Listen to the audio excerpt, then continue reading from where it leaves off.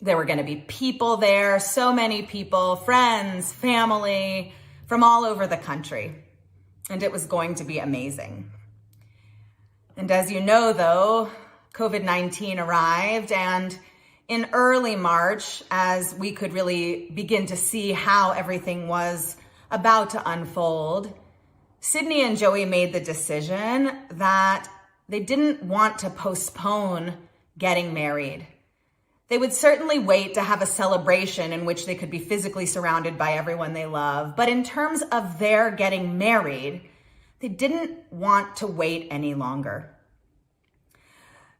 So they went in March to get a marriage license while the Cook County clerk was still open.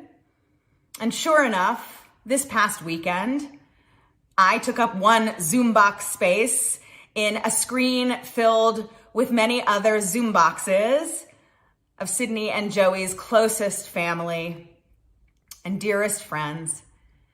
Sydney and Joey built a chuppah in their apartment, right in their kitchen, and it was beautiful. And they stood together under the chuppah. They shared words of covenant, and they were married. They said they didn't want to put their lives on hold. They wanted to celebrate now.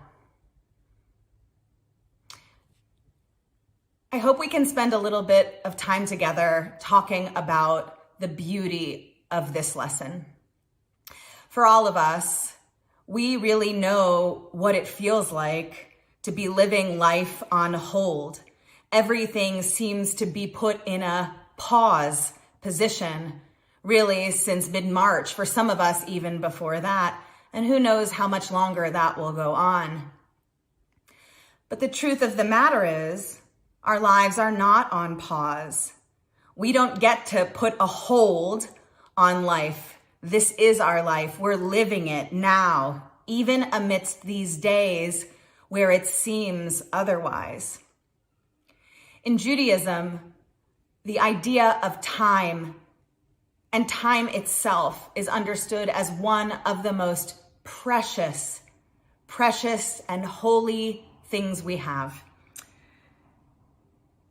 In fact, one of the very first understandings we have in creation is how God separated time, created the Sabbath as different from all of the other days of the week.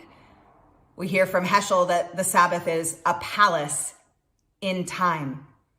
But time isn't something we can own.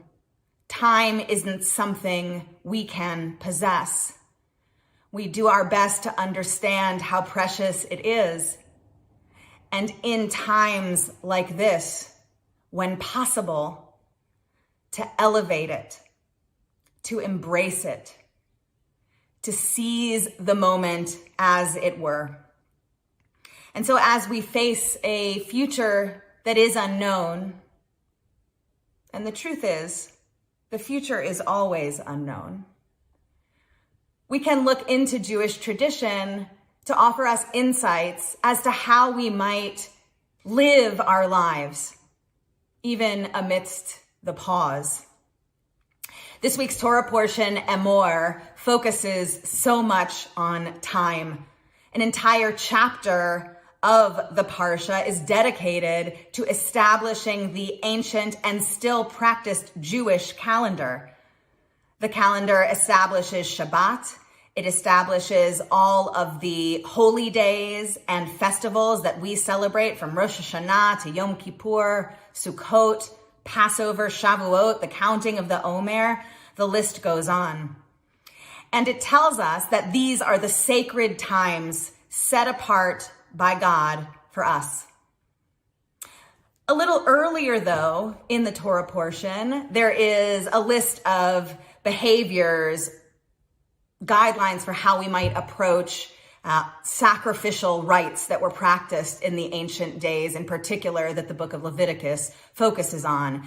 And one of the most important ideas comes from a simple instruction about how the book of Leviticus says we are to understand something called the Todah offering, the offering of thanksgiving.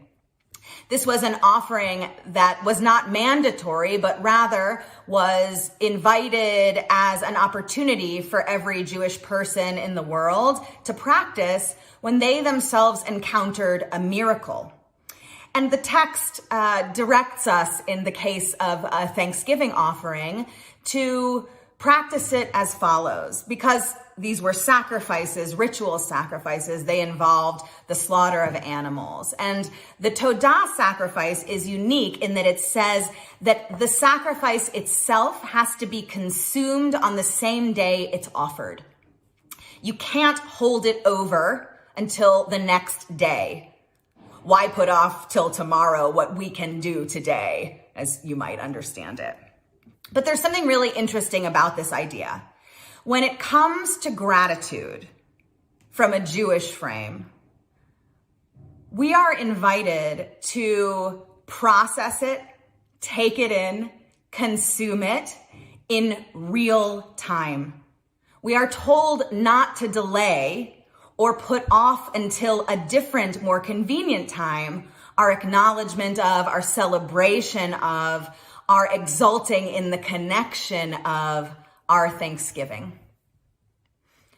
So I want to invite us as modern Jews and those who love them, who don't practice ritual sacrifice anymore, to really take to heart this idea of the Todah offering, the offering of gratitude, as a vehicle through which we might come to understand how to live our lives now.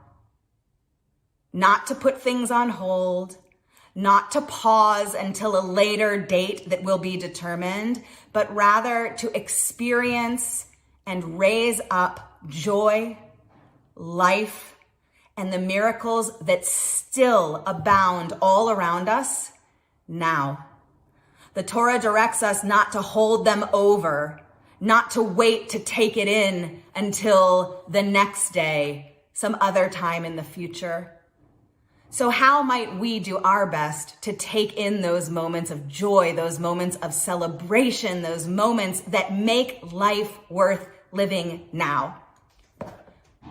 We found amazing ways to mark this. It's been incredible to see how adaptive human beings are and our community is. Perhaps you've been a part of a birthday parade where in front of someone's house, a parade of cars form and honk and yell and sing in order to acknowledge their birthday. I know I have them in our neighborhood all the time, and we can hear them even when it's someone we don't know. And when we hear the sound of the horns, it makes us smile and brings us joy because we know that someone has chosen to celebrate, and their community and those who love them are with them in that. In Judaism, the highest value always is pikuach nefesh, what it means to save a life.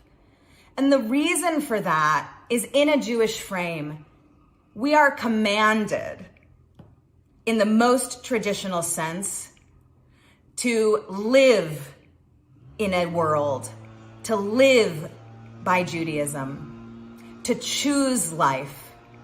You might think back to Yom Kippur and Parshat Nitzavim, how we hear God say to us, "See, I have set before you blessing and life, curse and death. Uvacharta v'chayim, choose life that you may live." Certainly part of choosing life is sheltering in place.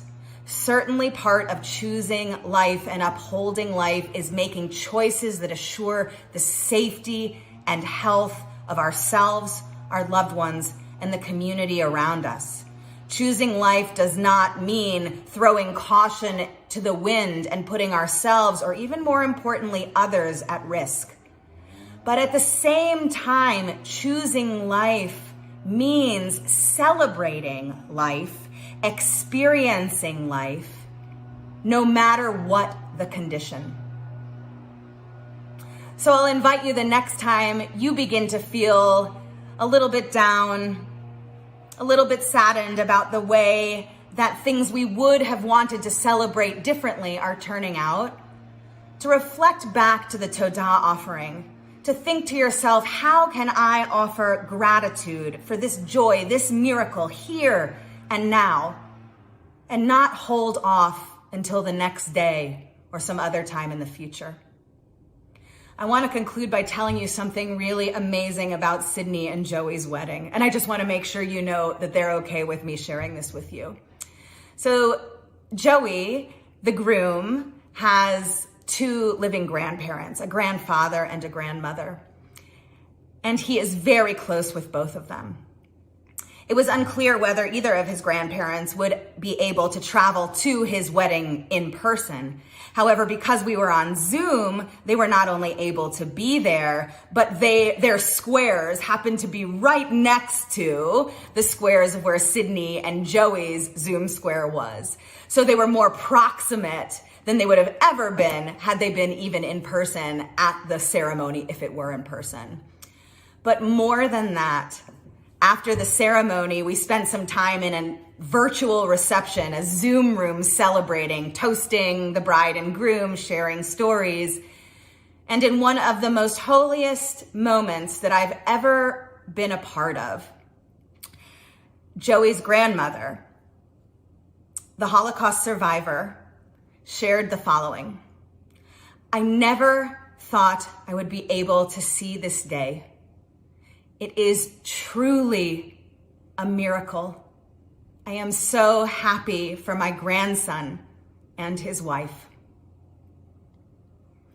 Why hold over until the next day what we can celebrate now? Shabbat Shalom.